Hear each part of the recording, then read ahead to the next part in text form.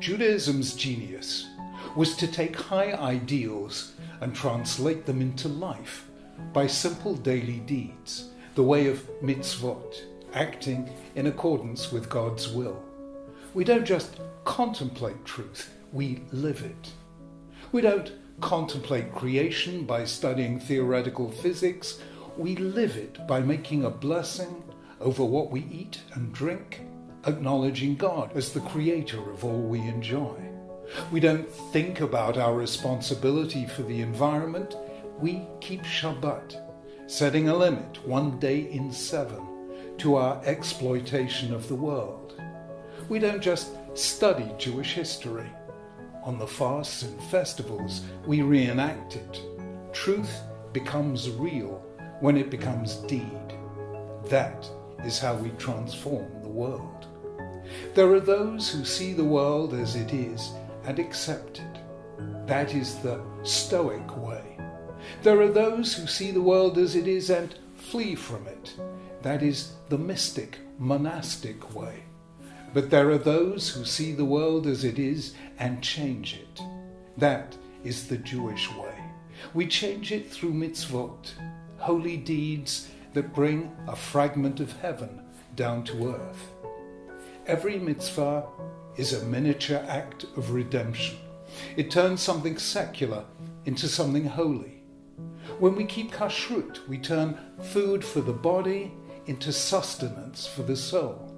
When we keep Shabbat, we sanctify time, making space in our life to breathe and give thanks, celebrating what we have instead of striving for what we do not yet have. When we observe the festivals, we sanctify history by turning it into personal memory, forging a connection between our ancestors' past and our present.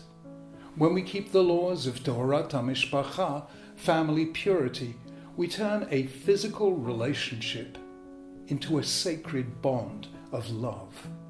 The mitzvot bring God into our lives through the intricate choreography of a life lived in accordance with God's will. They are the poetry of the everyday, turning life into a sacred work of art. Mitzvot teach us that faith is active, not passive. It's a matter of what we do, not just what happens to us. Performing a mitzvah, we come close to God, becoming his partner in the work of creation. Every mitzvah is a window in the wall separating us from God. Each mitzvah lets God's light flow into the world.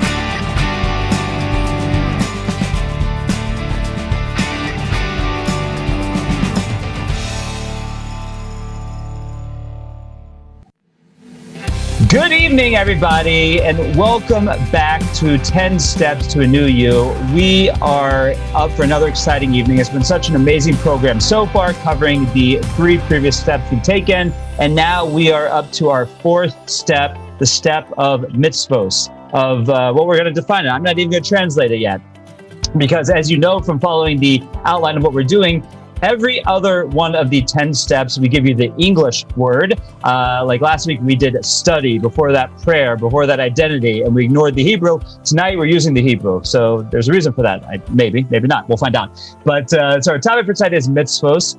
And here in our Zoom studios, we have a very wonderful person, a dear friend and mentor of mine, a teacher of mine, and someone who I'm very excited to converse on this topic with. I want to quickly, before we turn it over to him to introduce himself, tell you my relationship with Rabbi Orlofsky and how we originally connected. That when I was in high school back in Atlanta, Georgia, a few years ago, a friend of mine gave me a tape from this rabbi in Israel on the topic of platonic relationships. And I thought it was like the coolest tape in the world. It was hilarious. It was funny. It was, unlike any rabbinical tape I had ever listened to. By the way, if you don't know what a tape is, it's this thing that pre-existed CDs, which pre-existed MP3s, which pre-existed MP3-4. That's how I was originally introduced to Rabbi Orlofsky. And at the time, Rabbi Orlofsky was teaching in Israel, and that really put him on the map as showing his wit and his wisdom through that tape, and then subsequently other tapes. And for many years, I was really just a student of Rabbi Orlofsky through his tapes, and a big fan and a big student. So over the years of doing that, I've had the opportunity to work with Rabbi Orlofsky numerous times, and I can truly say is a dear friend and mentor of mine. Another nice thing is that my brother-in-law was his neighbor for many years. So when I would visit Israel and stay at my brother-in-law's house, I would be able to show up at Rabbi Orlofsky's house at random times and scare him. And it was a lot of fun. So with no further ado, Rabbi Orlofsky, Shalom Aleichem, welcome to the show. How are you doing tonight? Aleichem Shalom. What a pleasure and a privilege to be with you, Rabbi Landis. I don't want to create one of these mutual admiration societies, but those of you who are obviously familiar with Rabbi Landis's work, you know why I'm here, because you just can't say no to somebody who is just oozing sincerity, and like the picture of Dorian Gray, he made a deal with the devil many years ago, and so he doesn't age, which I think is absolutely fantastic. And I, on the other hand, I look this way since the time I was 14. So I prematurely aged. This way I stay exactly the same. So there's two different approaches to that. But it is a privilege to be involved in anything that you're involved in.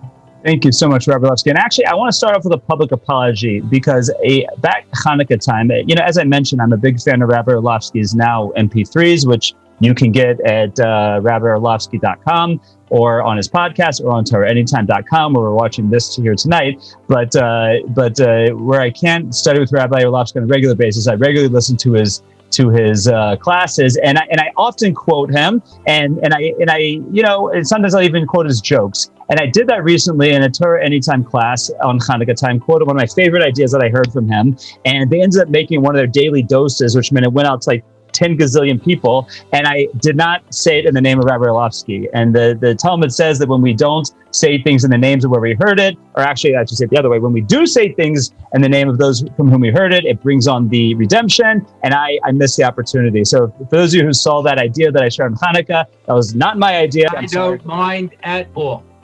Not so. So you can take any of my material anytime you want. Whatever I get is just inspired by the Holy One, and anyone who can spread it to anybody else and anyone can gain from it, the world is a better place, and I have nothing to complain about. Thank you. So Rabbi Orlofsky, for some people tonight on our show, they might not be familiar with you, because Rabbi Orlofsky is one of the most famous rabbis in the world. So let's introduce our guests. Let's introduce our students here to the world of Rabbi Orlofsky. You can go back as far as you want to America, Long Island, to Brownsville, Brooklyn. But you can give us the Rabbi Orlofsky story, the backstory about who you are and how you got to where you are today in Harlem, Jerusalem, as one of the world's most famous rabbis. It was a snowy day in January when I came into this world. Back in 1959, Hawaii and Alaska were yet to become states of the Union. And we only had black and white televisions with 5 channels. There were no remote controls. And phones were hardwired to the wall, and you had to use a dial. That's how long back I go. But I don't think that's really what you want to know, although I'm more than happy to go into that level of detail. One of the funniest scenes I remember in one of the Ursamech Purim plays is this guy comes over for Shabbos, and the host says, "So, you're in Ursamech, how did you become religious?" He goes, "Well, when I was first born, and it just goes on, and you see like it goes dark, and it's like 3 hours later, and it's like, and then when I was 3, I got my first haircut, and he's like, could you just cut to the part where you get religious? I always thought that was, we tell that over at our house all the time, like, just cut to the point. I was growing up in what today would be known as a conservative Jewish background. My parents were not Shomer Shabbos. My father was in the flower business, and Saturday is the biggest day in the flower business. And he had to keep the store open, and he worked. He took off Rosh Hashanah Yom Kippur. That was it. He worked Pesach. He'd come home after work. It was usually during Easter. It was busy season then. He'd come home. We have a Seder. And he grew up in what was ostensibly an Orthodox home. It was in Brownsville. My grandfather really didn't know too much. He came across from Europe, never learned English. My father had no Jewish education. It was during the Depression. He dropped out of school to help support his family. And he kept whatever he could remember, whatever, bits he could. It's interesting. I asked him once, I said, Dad, are we conservative or reform? Are we Orthodox, And he says, we're conservative. Why? Because we went to a conservative synagogue. We went to a conservative synagogue because we grew up out on Long Island, and that was the only synagogue nearby. It was a conservative one. So I said, but Dad, the conservatives say you also have to keep Shabbos. He thought about it, and he says, okay, we're reform. Now, it's so not true. My father was so not reform. In fact, he went into a reform synagogue once, and they wouldn't give him an aliyah because he was wearing a yarmulke, and he stormed out. I mean, he was so upset, If I had to label my father today, I would say he was a non-practicing Orthodox Jew. All of his philosophies were Orthodox, but, he didn't know anything, and he kept whatever he could. He kept a kosher home because otherwise my grandfather said he wouldn't eat there. And we went to synagogue on the high holidays, and we had a Passover Seder, and had the electric menorah in the window on Hanukkah, and we had a lot of the trappings, and that's basically where I was going to go. My 3 older brothers all went to afternoon Hebrew school, and that's where I would have probably have ended up. But I have a brother who's a genius, and I know every Jewish boy is a genius, but he went to Brandeis on a full scholarship, graduated first in his class. He went to Duke Law School, graduated first in his class.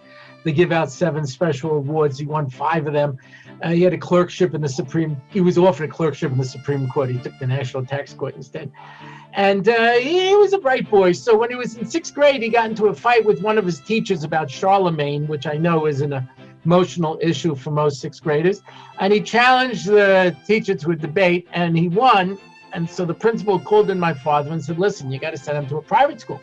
Now, my father dropped out of 9th grade. He didn't know what a private school, that meant the yeshiva.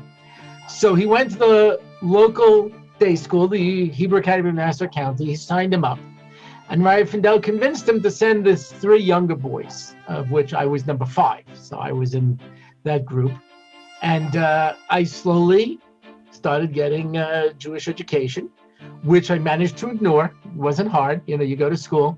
All of the Hebrew classes were in Hebrew. I didn't speak Hebrew. So I slept half the day, and that was fine. I came home. We didn't keep any of this stuff, And then in 8th grade, I had a Rabbi, Rabbi Yaakov Weil Zatzal, who decided he was going to be more proactive, and he went after us, lethargic, apathetic Long Island kids. And he would fight with us, and I would fight back. And eventually I realized, oh my gosh, this guy is right. And I said to my friends, I said, listen, we have to argue with him. And they said, no, just ignore him. I said, but what if he's right? They said, just ignore him anyway. I couldn't do that. I considered myself an intellectual even back then.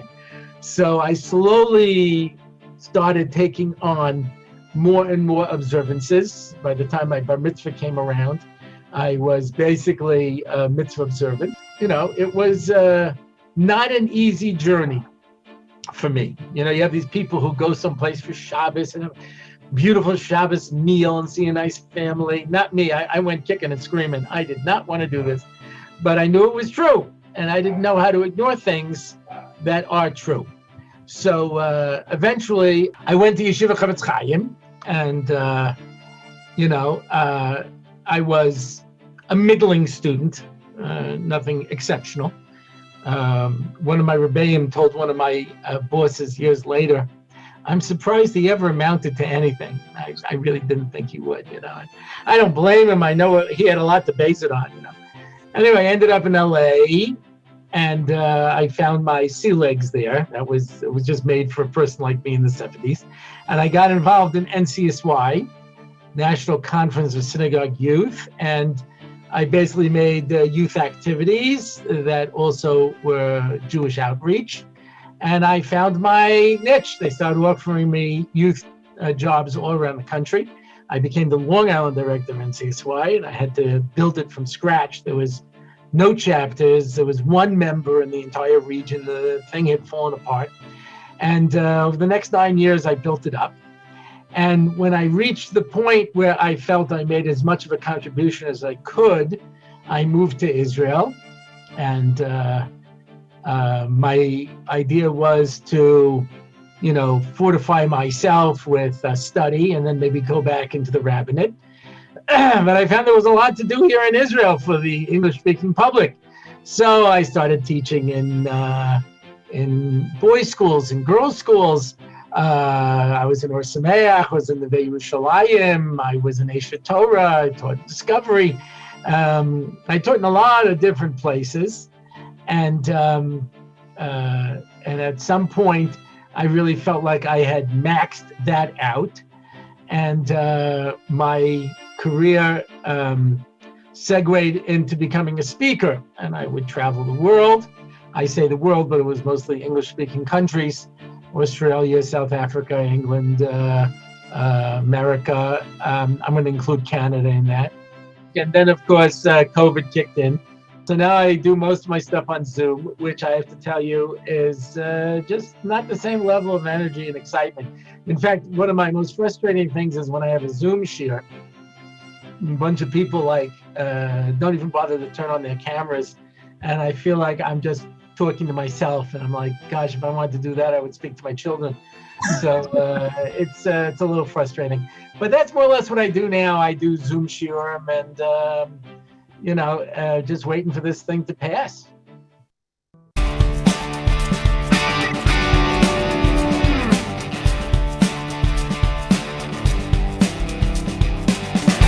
Yeah, it's funny because the line that I use is this Zoom world that we are in, that it's 3 times the effort for 1/3 the results. That's what I find. Because I find that I have to, when I'm learning with someone or giving a class in person or a lecture in person, I mean, yes, I'm going to admit something for all our Clevelanders. It is quite often that we'll have a shmorg, which is one of our big monthly events, and we get about 200 people, and I always give a talk there, and a lot of times I'm literally preparing it as I'm walking in the door. And Rabbi Orlofsky, I'm sure you've never done that. So when you're speaking in front of a group of 200 people and you're used to speaking, and there's an energy, and you can, bear a lot more and think a lot more, and really drink a lot more coffee so you can try and give out the same energy that you do in person. So anyhow, Rabbi Orlofsky, thank you for the personal backstory, and it's really a wonderful introduction into what we're talking about tonight, which is mitzvos. Because as you said, you were at a point in your life, mitzvos maybe didn't play a role at all, and then that obviously changed. You transitioned, as we would say. So when you hear that word mitzvah, what does it mean? Let's define the word for Rabbi Orlofsky. What does the word mitzvah mean? When I was growing up, mitzvah meant like good deed. Do a mitzvah and help the old lady with the packages or something like that. And that was a mitzvah, do it. It's a mitzvah, right? They used to throw around that term. The word mitzvah literally means commandment, from the word sav. Mitzvos means commandments. Thou shalt not. Now, you understand why there's something about that word that just puts people off. Nobody wants to be told what to do. So when you say there are commandments, it sounds like, I will tell you what to do and you will do it. So I want to tell you an interesting story. I had these two students over my house from a Reform high school in Israel. They told me something they heard from one of their teachers. I later saw it in an article written by a Reform rabbi in the Jewish Week, the New York Jewish Week. The same exact phrase. And when I said this over, someone said to me, I saw it also on the Reform website. So it's tricky when you talk about Reform theology, because by definition, Reform doesn't really have a theology, but this is as close, I guess, as you can come. And all three of them said the same thing. We don't look at them as commandments. We don't look at them as the 10 commandments. We look at them as the 10 suggestions. Maybe don't kill. Try not to steal. See if you can stay away from my wife. What's that? Suggestions, ideas for living. Yeah? Now, I'm going to do something, living here in Jerusalem, that I don't really get an opportunity to do too often. But Cleveland's not like a real place, so I can say whatever I want. I had the privilege of Rabbi Landis when he moved out to Cleveland. He brought me out for an event, and I spent a week there that day. But in any event, you know how funny this is. I don't know. You remember Yakov Smirnoff? There was this Russian comedian, Yakov Smirnoff. Yeah. So he was telling a Cleveland joke. I don't know why he was telling a whole joke about Cleveland. He goes, in every country, there's one city that they make fun of. In Russia, we make fun of Cleveland. But anyway, let me explain to you why. Because when I was a kid, we were learning a Gemara in Kedushin that asked the following question: who gets more reward for doing a mitzvah, a Jew or a non-Jew? Right? All things being equal. Right? All things being equal. What does that mean? That means that you keep kosher. All the animals that I eat must chew their cud and have split feet.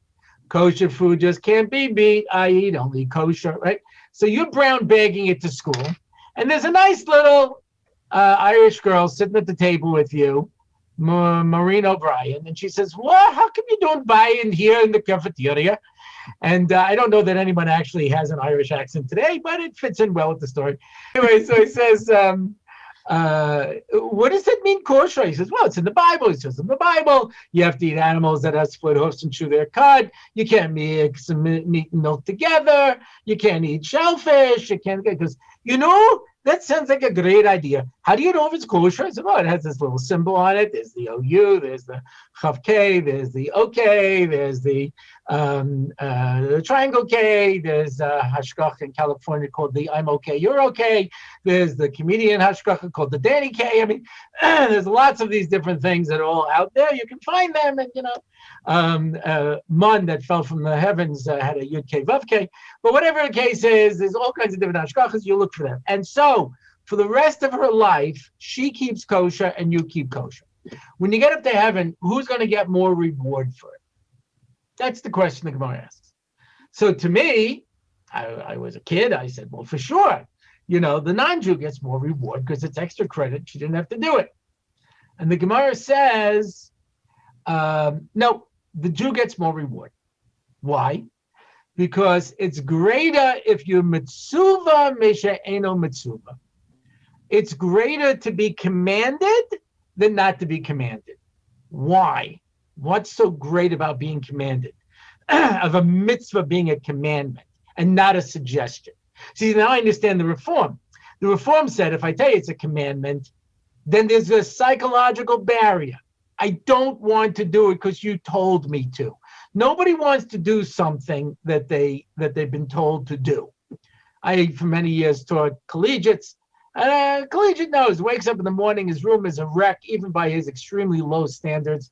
And he says, I'm going to clean up my room today. And he's really determined. And suddenly his mother walks in the room and says, this place is a pigsty, clean it up.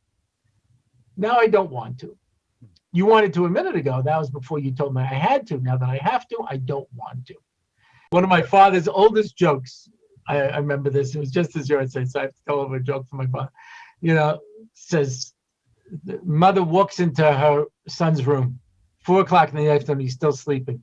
She kicks the bed.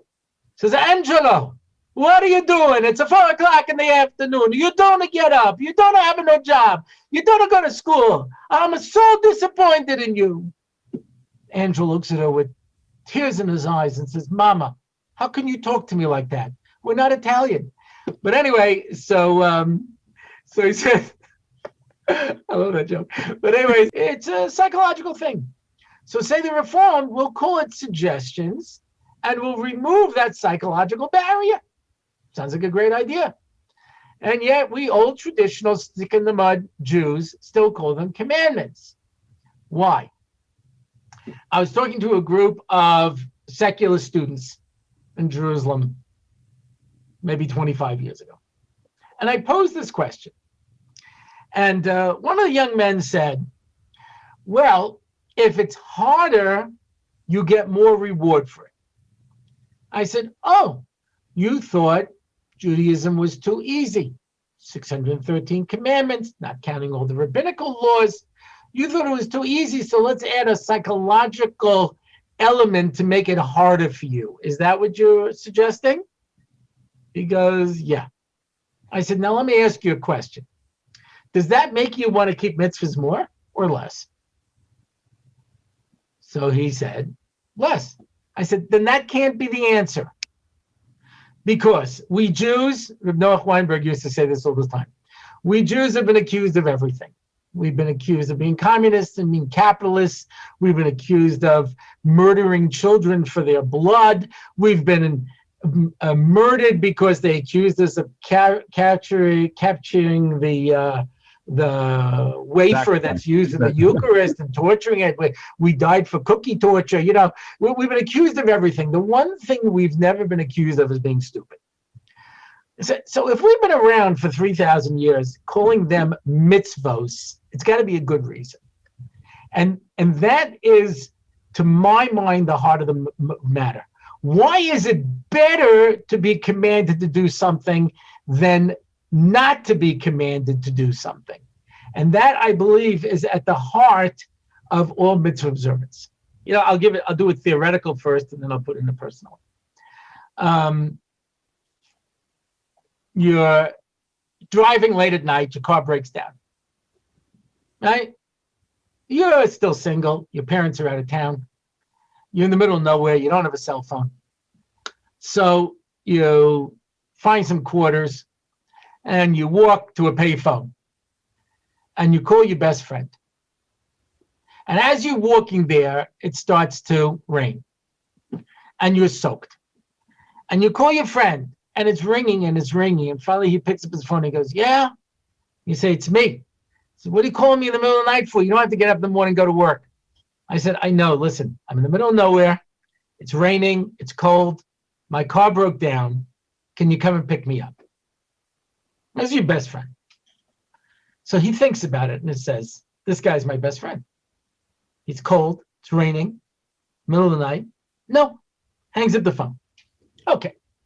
When you see the guy the next day, what's the first thing we know the first thing you'll say. But after you get through discussing his parentage and all that sort of stuff, what are you going to say? You're not my friend. What do you mean I'm not your friend? We go out, we watch a movie, we have a couple of drinks. Says, you weren't there for me. Whoa, where's it written? I got to come out in the middle of the night. It was cold. I was tired. I didn't feel like it. Doesn't mean we're not friends. Oh, what are you, my grandmother? You're going to give me some guilt trip? Okay. If I choose to keep that relationship, and I may not, but if I do, I'm going to downgrade it seriously because it means I can't count on this person. Even though it's not spelled out and we didn't understand it, but we understand that relationships come with I have to's, not suggestions. If it's a relationship, then it's not I'm there if it's convenient for me and otherwise I'm not. So I give this example because I'm going to be married 40 years in June. So I remember when I got engaged. I was ahead of my wife. I was ready to get married. I didn't have any doubts. My wife did. You understand why? Because I was marrying her and she was marrying me. That's why she had more doubts. But anyway, we get engaged. Now, at the time, I was running NCSY in Long Island. There were no cell phones back then. There was no day, there was no night. Before Shabbaton, I could work straight through the night, night after night. Sometimes when a kid was in trouble, I would go out, I would go and speak to them, I would meet with them, I would work with them. Okay. That was the nature of where we were. Yeah. Anyway, so I'm engaged for a couple of days, and I had one of these crazy nights. I come home about 3:30 in the morning. I throw myself on the bed, and the phone starts to ring. Now, by this point, I was still living in my parents' house. I was still single. I at least put in my own phone, But my parents had basically given up on me at this point. My mother, being like all Jewish mothers, sleeps like this. And she'd hear me come in the middle of the night. She goes, "Who is it? Axe murderer. Go to sleep, Mom. I'm going to kill everybody." Okay, just lock up, After a while, she stopped waiting up for me. My father stopped waiting up for me. Everybody just gave up on me. It's 3:30 in the morning. I throw myself on the bed. The phone starts to ring. I'm like, oh, I'm not up to this now. And in the old days, the phone would ring 15 times and stop. 10 minutes later, 15 times it rings. 10 minutes. I'm like, okay, this might be an emergency. I mean, I've had kids who wanted to kill themselves, call me in the middle of the night. So I pick up the phone, and it was my Kala, Simi. I said, "Simi, what are you doing calling me in the middle of the night?" She says, "Where were you?" Where was I? My mom doesn't ask where was I. I had stuff I had to take care of. I was talking to this kid. I went over here. I did this. She goes, "Don't you understand that you're engaged? Don't you understand that you're in a relationship? Don't you understand that means you have to call?" And I said, "No, it never occurred to me." What with being a guy and all, girls go through much more of a wrenching experience before they decide to get married. And guys are like, "You cook? All right, I'll live here." And that's why every girl knows this. There is a training process for a husband. Jackie Mason says you can always tell a Jewish husband. He's always running around looking for a phone. This is back in the old days before cell phones. Do you see his phone? Do you see a phone? He goes, "Hi, honey. Yeah, I'm just calling in. I'm going to cross the street. I'll call you from the other phone." Yeah.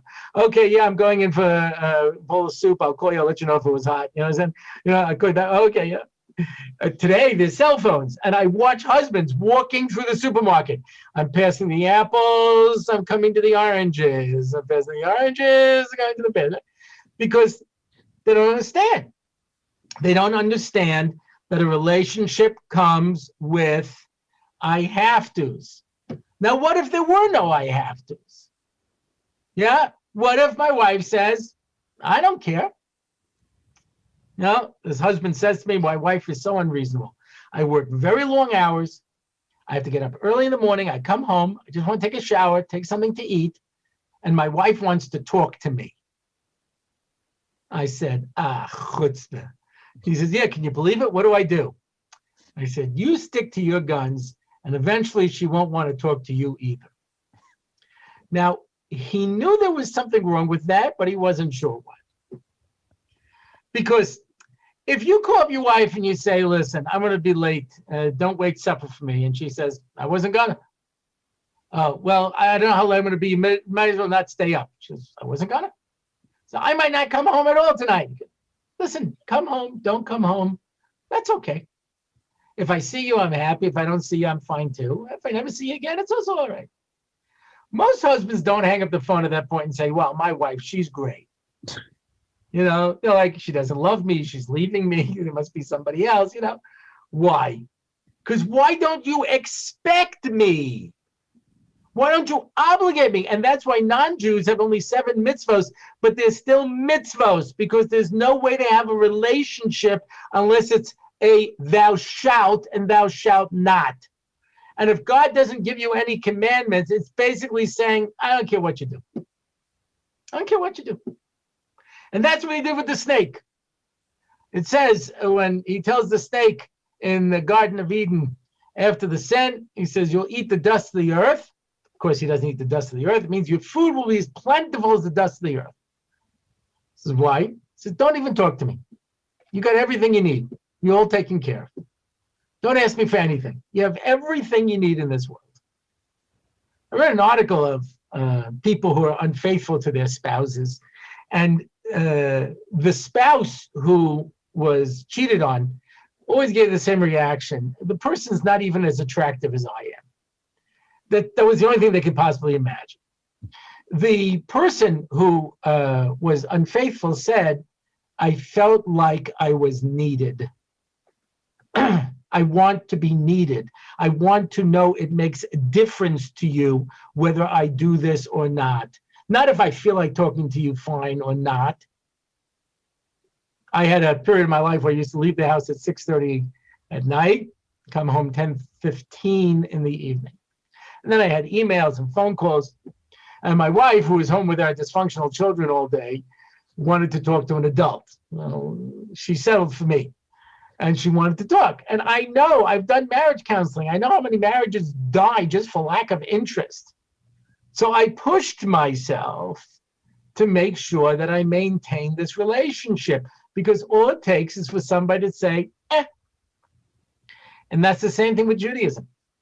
If God says to us, I don't care what you do. Daven to me, don't daven to me. Keep Shabbos, don't keep Shabbos. Do what you want. I don't really care. So then there's no relationship. The more expectations there are, the greater is the relationship. So a neighbor has one level of obligations. Hi, Bob. Hi, Sam.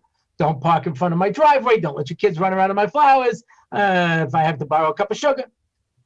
You know, a friend is more. A spouse is more. And the more intense the relationship, the more I have to. It's not suggestions. The mitzvahs, commandments come with it. At the end of the day, Judaism is about only one thing, having a relationship with God. There is nothing else. Somebody said to me once, where is all the joy in Judaism? I said, it comes from having a relationship with God. He says, I don't know if I believe in God. I said, then I have nothing to offer you. You like your filter fish, have a good time. You want to get a kick out of shaking a palm frond, go for it. You know what I mean? But Judaism has nothing to offer you other than an intense spiritual relation with God that will lift you out of this world. The way you do that is through mitzvahs. Every mitzvah has one purpose, and that is to tie me closer to God. That's why I do mitzvahs, because every mitzvah that I do ties me to God. You know, somebody asked me once, what about tefillin? I said, can you think of a mitzvah that ties you to God more than tefillin? You know, what are you talking about? Every single mitzvah is designed for one purpose, to lift me out of this world into a greater spiritual pleasure. Enjoy the greatest pleasure that this world has to offer. That's what it boils down to. It's about a relationship. And if we want to have that meaningful relationship, like any relationship in our lives, we have to work on it. You know, you mentioned you're having your 40th wedding anniversary this June. I'm having my 20th wedding anniversary this June. I think I heard from you once, Rabbi Orlofsky, on this topic, so I'm quoting you now, that there's nothing like looking at a couple at their 50th wedding anniversary, you know, in their 70s, and that they've had this whole life together. They've worked on their relationship, had children, grandchildren, sometimes great grandchildren, and that bliss of the relationship that they have. And it doesn't come with, as you said, just not showing up, not listening, not doing anything. It comes with working and having the relationship and doing the I have tos and being there for each other. And that's what's about with the Almighty. We have our Father in heaven, who everyone wants to have a relationship with our Father, and all the more so with our Father in heaven. And therefore, just like for you and I to have our friendship, we have our I have tos. And but I'll tell you how they go. It's if I want to talk to Rabbi Orlofsky, I have to send him about 10 emails that he'll ignore, and then I pick up the phone and call him, because Rabbi Orlofsky doesn't like email, and I just like, I like email, and it doesn't matter that I like email. He likes the phone. So, I have to tell you, it's not that I don't like email. So when you write an email and you say, when is a good time? It's like, I don't know when is a good time. I have to think about it. And then your email moves down the little window into no man's land. And the odds of me ever seeing that again is slight to middling, you know? So unless I do like a big clean out, you know, and I something, oh yeah, when's a good time? So this way you did really good. You said, I'm calling you in an hour. I was like, okay, when's a good time? I have to think about it. And we did it. We got it done. So It reminds me of a great book that I read once called "Getting Things Done," and a lot of these books on organization using time better talk about this, about not leaving things in your inbox, whether it's your email inbox or your inbox on your desk or whatever it is. Don't leave things in your inbox. Right when it comes in, decide: is this something that'll take 2 minutes? I'm dealing with it now. Is this something that's 15 minutes? Fine, I'm scheduling that 15 minutes now, so I know when to come back to it. But don't leave things in your inbox. Okay, that's not our topic for today. We're talking about mitzvahs. I got that book. I never got around to reading it. That was a joke. You get it? Right. I got a book about not procrastinating. I didn't get around to reading it. Hey.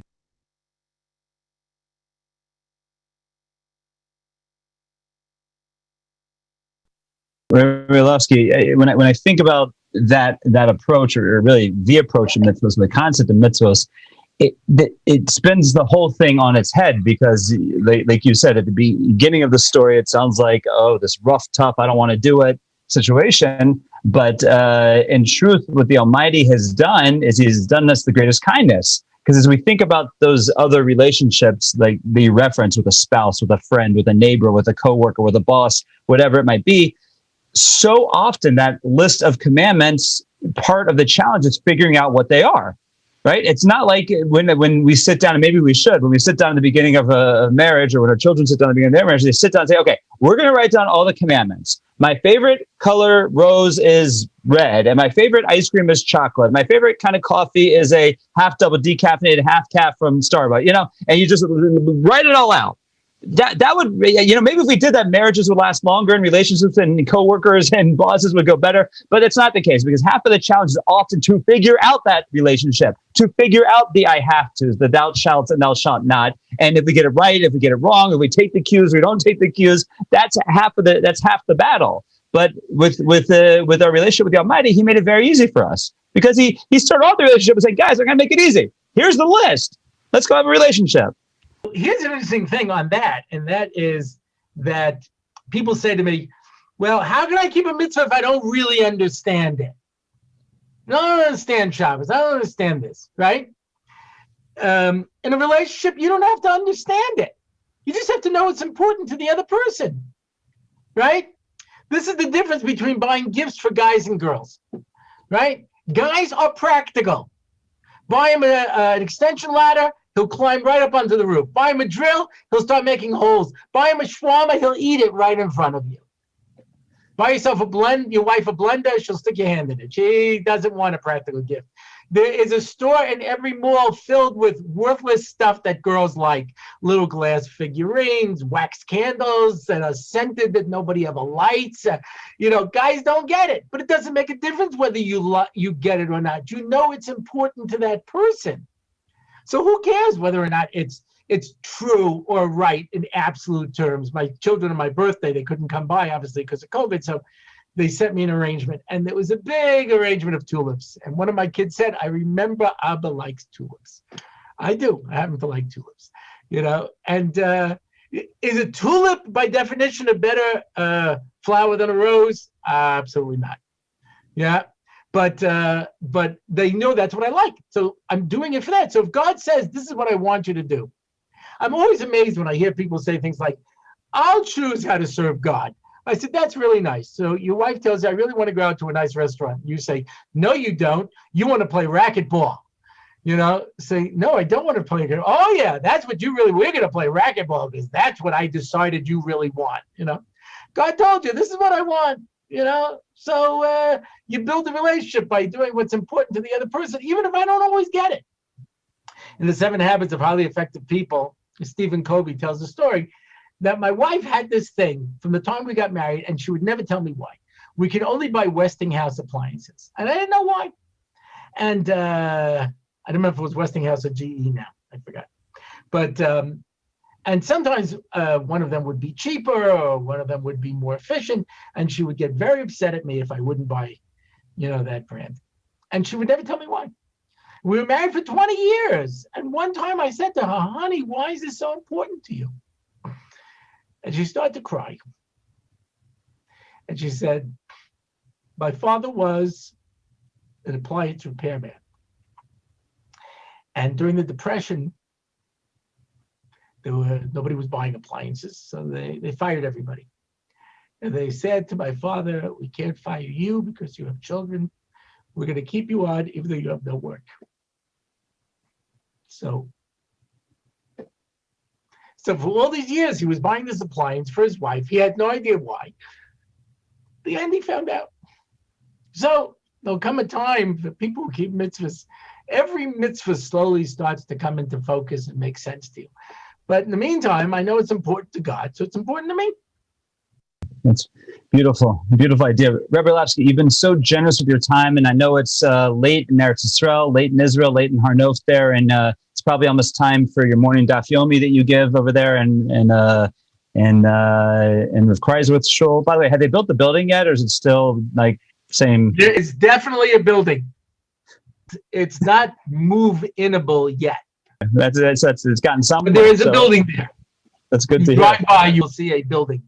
Beautiful. Because when I was there 3 years ago, I think it was about half a building. So I'm glad they at least got it to be a building. One last question. Actually, I want to ask you one more, and then we'll wrap it up. And that is, if any of our viewers here tonight, whether they're here with us in Cleveland on Zoom, or they're on Torah anytime with Chazak, or wherever they're watching this tonight, let's say someone says, Rabbi Orlofsky, you convinced me. I'm going to start taking mitzvahs seriously like you did when you were 12. I'm now 45, and I'm going to do it. I want to take mitzvahs seriously. Where do I start? What do I do? How do I make this something in my life? Very good question. Anyway, we'll see you next time. Thank you very much. I'll tell you how I do it. I'm magdir. Yeah, it means I divide it up. There are three categories. There are things that you could take on in your life right now easily. There are things that you could take on in your life with effort. And there are things that you just can't do at this point. You just can't. Whatever you take on should only be from the first category. Meaning, if I look at this and I sigh, or I think that's too hard for me, or anything like that, it's wrong. Now, I can't give you a particular example because everyone has to take on what speaks to them. But I'll give you some examples, right? I told somebody, can you say the Shema prayer morning and night? And they said, no, it's too long. I said, could you say the first paragraph of Shema morning and night? They thought about it and they said, no. I said, could you say the first line, Shema Yisrael, Hashem Elokeinu Hashem Echad, morning and night? They thought about it and they said, yes. I said, that's your mitzvah.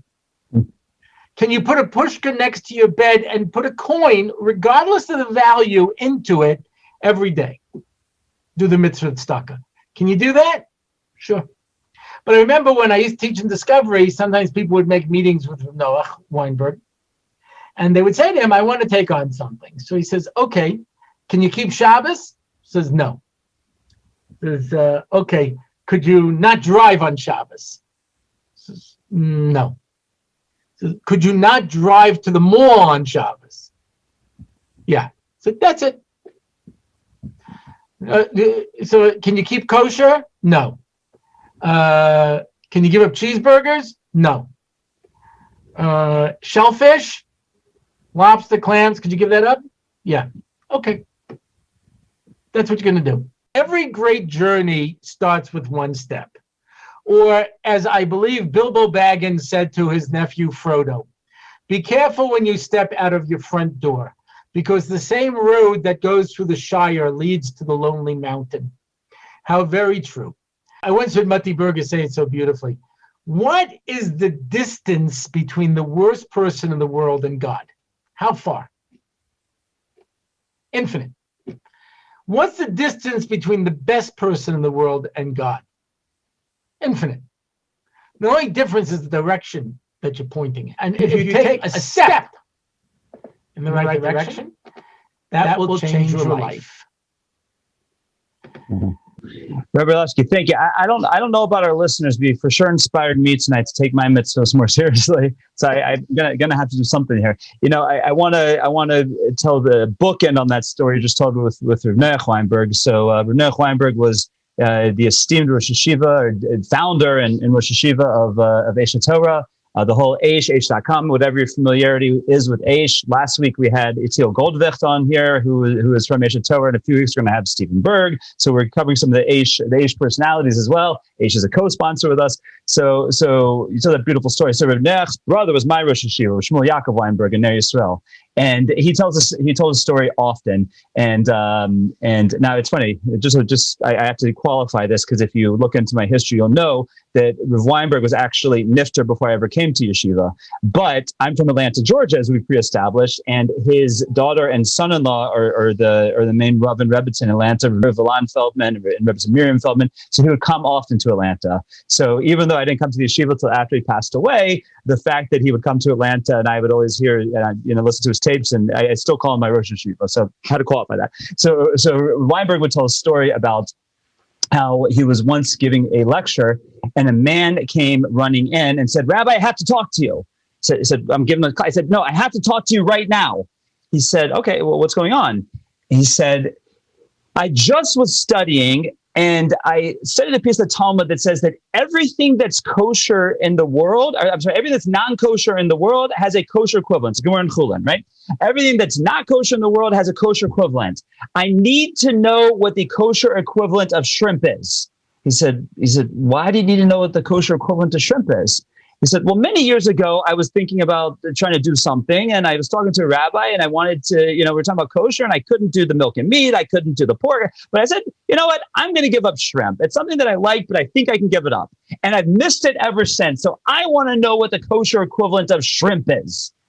So Rav Weinberg Zatzal used to say that in many ways, that man kept better kashrus than me. Because for him, it was hard. It was a challenge. He had to push himself a little bit to not eat his shrimp. And he did it. So that's the book into the story. But definitely that's a great idea. Rabbi Orlofsky is saying that there's so many easy mitzvos, right? Like I was speaking to one of my students once about the mitzvah of wearing tzitzis, of wearing a four-cornered garment under your shirt with these Jew strings hanging off of them. It's funny because a lot of us Ashkenazim, we wear them hanging out, and you don't have to do that. You can go down to your local Jewish bookstore, to Frank's Hebrew Books, or to Grand Judaica here in Cleveland, or wherever in Harnof, or wherever you are. For $10 or $15, you can buy this thing. You put it on, you put it under your shirt, you tuck it in, no one sees it, and boom, you're getting one of the mitzvahs all day long. It's mitzvahs kiyumas, we call it. It's just by wearing it, you're getting the mitzvah. So there's many that are easy. So like Rabbi Orlofsky said, find what's easy for you, and that's where to pick it up. So, Rabbi Orlofsky, before we let you go back to sleep, any parting thoughts for our listeners, for our students here tonight? Great marriages don't happen; they're built. They take years. Yeah, it takes time. You want to have a relationship with God, which is the purpose of all of life, and make no mistake: if you missed out on that, you missed out on everything. I don't care if you have all the money in the world, enjoy all the best food, enjoy health and big house, cars, planes. If you miss out on this greatest pleasure, you've missed out on everything. And it takes time to build a relationship. Have the patience to invest in it. You mentioned what I said about a 50th wedding anniversary. Somebody once asked me, what's the difference between heaven and hell? I said, it's a 50th wedding anniversary. If you spend 50 years working on your relationship, then you sit at your 50th wedding anniversary. It's one of the most beautiful and sublime pleasures you'll ever have. And if you spend 50 years not working on your relationship, it's an absolute hell. I want to ask you one more question, and then we'll wrap up and see if you have any closing thoughts for us. Let's say I was to give you a billboard. And the purpose of this billboard was to help people to understand why they should take mitzvos seriously. What would you write on that billboard? Make your life a work of art. Every mitzvah that you do is a note in a symphony. It's a step in a ballet. It's a stroke in a masterpiece. Each one by itself may not look like much, but when you put it all together at the end, you have a life that's a work of art. Well, Rabbi Orlofsky, thank you so much. Thank you so much for your time. Again, you inspired me, and I'm sure you inspired everybody else who's listening. And if you want to learn more from Rabbi Orlofsky, you can reach out to him And you can actually reach out to him unless you call him. We've established that already. But if you enjoyed and learned and were inspired by Rabbi Orlofsky, you can find more of his wonderful content at RabbiOrlofsky.com or here on TorahAnytime.com. You can subscribe to his podcast. His wonderful lectures are readily available out there. And hopefully, Rabbi Orlofsky, when this pandemic is behind us, we got to bring you back to Cleveland. You want to ask me the question. You said when we lived in Cincinnati, we brought you in virtually every year. And then we moved to Cleveland, this big community. We've only brought you in once since we've been here. And I know it's Chatani Mazkir Yom. That's what it's been. But we need to make it happen. And I hope to make it happen as soon as they open your airport. And who knows when that's happening. So the Chinese proverb goes, Chadnish kein Tainis. You understand? I have no complaints. It's just I have always enjoyed working with you that, I miss our time together. And the feeling's mutual, and I can't wait till we can do it again. So thank you for this, and hey, let's do more of this until the world does open. So we'll have to get you on for something else soon. So thank you. Have a great evening, and I look forward to connecting again soon. Thank you.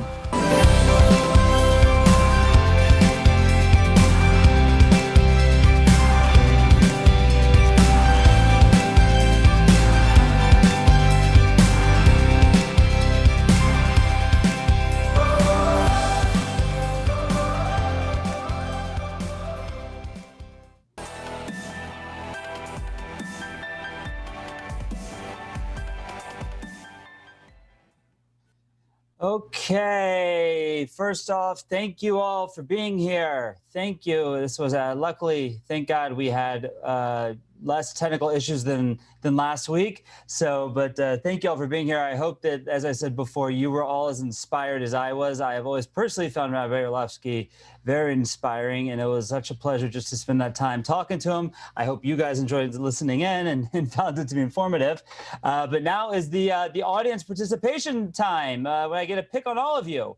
So just first of all, before I start picking on people, if anybody has any questions, comments, concerns, good jokes, bad jokes, this is your time to ask them. Feel free to type them into the chat box. Feel free to unmute yourself and ask the question. Any points of clarity for what was said? Anything? Any questions? Okay, so I have a question for all of you. Before tonight's session, and you can show this by either physically raising your hand, or you can put in the chat box, you can use your raise hand Zoom thing over here. Before tonight, who thought that a mitzvah was a good deed? In other words, who would have defined the word mitzvah as good deed? Okay, I'm going to raise my hand. Anyone? Right. So it's okay. I got a couple of hand raises there. I was often wondering why that was the case, because as we established tonight, when we translate the word mitzvah, it means commandment. The Hebrew word means a commandment. That was right, the whole thing of what we talked about. But why is it that so many people, when they think of mitzvah, they think of good deed? Like Rabbi Orlofsky said, oh, do a mitzvah, help an old lady cross the street, do a mitzvah, work at the food bank, do a mitzvah, right? When there's 613 mitzvahs, and no one says, oh, do a mitzvah. Go put on tefillin, right? Do a mitzvah. Go shake a palm frond. That's not usually how people talk. So how is it, or why is it that colloquially, when we talk about a mitzvah, we think of this, doing what we would call an act of chesed, an act of kindness, which, by the way, is one of the 613 commandments, right? One of the 613 commandments is to do chesed. It's to do kindness for one another. But that's only one out of 613. So how did this one gain, so to speak, supremacy over the other ones that all of our bubbies said, go do a mitzvah for me, do a mitzvah, right? Where really the proper terminology should be do a chesed, do a kindness for me. Any thoughts on that? Anyone want to chime in on that question? So if you're busy in the Cleveland Jewish community, you know that we have one of our organizations is called the Chesed Center, right? It's a place where people who are struggling financially can go to get food, to get clothing. So here's what I think about why Chesed became the synonymous with mitzvah in many circles. We have a phenomenon in the Jewish world. when Jews started coming over from Europe, let's ignoring Germany for a minute, and I'm not going to, nothing against Germans. I'm half German myself, but ignoring Germany for a minute, when Jews came over, for sure from Eastern Europe and for sure from Sephardic communities, most people in Europe were coming from a fairly traditional background. But, as we all know, when many of those Jews got here to America, they threw the tefillin in the Hudson, and they even if they wanted to continue to embrace traditional Judaism, it was very hard with the 6-day work week. Interestingly enough, in many congregations, they have what's called a hashkama minyan on Shabbos morning. That means an early minyan. That means if the regular service starts at 9 o'clock, there's a lot of synagogues that'll have a 7 o'clock or 7:30 minyan that they call the early minyan. And nowadays, that's in those synagogues, that's frequented by either really religious people who want to get up early and daven early and be able to study, or by some senior citizens who can't sleep so well, or whatever it is. You know what the origins of the hashkama minyan in America, the early Shabbos minyan in America was? It was Jews who had to work on Shabbos. So they made an early minyan so they could first go to synagogue, go to services, and then they get on the streetcar and go to work. And that's what they did, right? That's what happened in America. So one of my teachers once explained that as a Jewish community starts to, so to speak, crumble, that you can look at the concept of the 10 Commandments, right? We just had the 10 Commandments a few weeks ago. And the 10 Commandments, if you imagine them on the tablets, there's two sides. There's two sides to the 10 Commandments. There's what's referred to as the commandments that are ben adam lamakom, that are between man and the Almighty, and ben adam lechavero, which means interpersonal relationships. So explained a great rabbi about 200 years ago, as a great German rabbi, as the German community was starting to assimilate and run away from traditional Judaism. He said that it's a funny thing about Jews, that they don't just throw out Judaism completely. They split the tablets, right? They might forget about the ben adam lamakom. They might forget about the commandments that are between man and God, prayer, and like we said, tefillin, kosher, Shabbos, all these things, all the ritual laws, if you will. But they embrace the other half. They embrace the ben adam lechavero, the interpersonal commandments of Judaism. And I believe that's why, for those of us who were raised here in America, which is, I think, everyone except for Mikhail, he was raised, came over a little later, but, most of us raised here in America, raised by American parents. And that's sort of the mindset, that a lot of the ritual of Judaism might have been, pushed away for whatever reason, not judging anyone. But when Jews do that, they then embrace the interpersonal. And I think that's why colloquially in America, mitzvah became synonymous with interpersonal commandments, with chesed, with acts of kindness. So that's at least Landis's theory as to why the term mitzvah became intertwined with only one out of the 613 commandments. My thought, for what it's worth. I want to share with you guys one thing here. I found this. This is you can call it some comic relief. Well, we had a lot with Rabbi Orlofsky. That Rabbi Orlofsky made the point about in relationships, it's not about what we want, it's about what the person we're trying to form a relationship with wants. That when somebody has a birthday, you don't give them what you want, you give them what they want, right? When you want to spend time with your spouse or your significant other, you don't go, for your anniversary or your birthday, you don't do what you want to do, you do what they want to do. So this great lesson was said, couldn't have been said better by the great theologians of our generation, the Simpsons, and none other than Homer Simpson, who made this point, I believe, very clear. And therefore, I'd like to share it with you, as it was said by none other than Homer Simpson. So bear with me for a moment. I'll turn on the screen share. Hold on now. Wait, hold on. Sorry. Didn't get the sound there. Hold on, let's try that again. I'm still getting used to the screen share thing.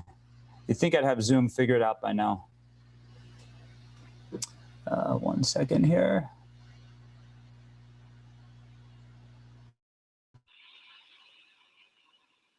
Okay. Hold on now. Your mother hasn't opened my present yet. Happy birthday to you. Happy birthday to you. Happy 34th birthday, Miss Homer Simpson. Happy birthday to you.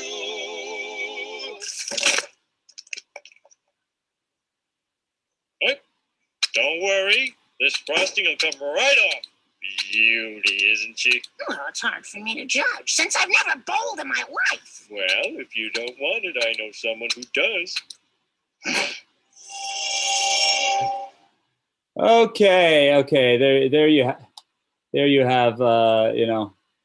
there you have somebody who could go wrong, but that's really the lesson we're trying to convey tonight. That it's about relationships. It's about us forming relationships, and that's what we're trying to do here. So, any last comments or questions before we wrap it up? No? Okay, then. Well, next week we have a wonderful discussion with Rabbi Menachem Nissel. There's actually this is a challenge. I made the joke about the airports opening in Israel. Rabbi Menachem Nissel was stranded here in America for 4 weeks because he was here on a teaching trip, and then he couldn't get back home to Israel. Luckily, he is finally got permission to go back to Israel, and we'll be recording live from Israel once again next week. But it was a little rough there for him for a while. Okay, I see someone just texted me about a private question. That person can text me afterwards. And with no further ado, I'll bid you all a good evening and look forward to seeing you next week.